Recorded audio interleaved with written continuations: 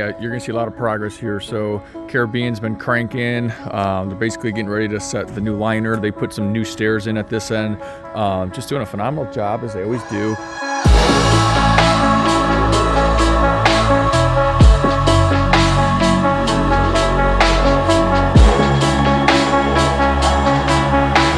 Remember, there's a grill island over here, overlook for the bar, see-through glass railings, and then all this orange fence that you see. Next couple weeks is gonna be coming down, and we'll be putting up new railings. So pretty exciting stuff.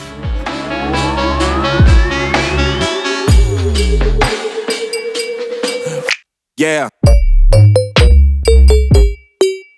Yeah. Or the skirting go this way. That way the pumps and everything are on the outside of the deck, and that way for the carbon monoxide safety aspect, but then for the accessibility of technicians servicing it, they don't have to go underneath the deck to get there. What? Yeah. I see lumber, raw material. Let's take a look. How's it going? I see progress. Yeah, baby. Look at that. It's like the Eiffel Tower back here.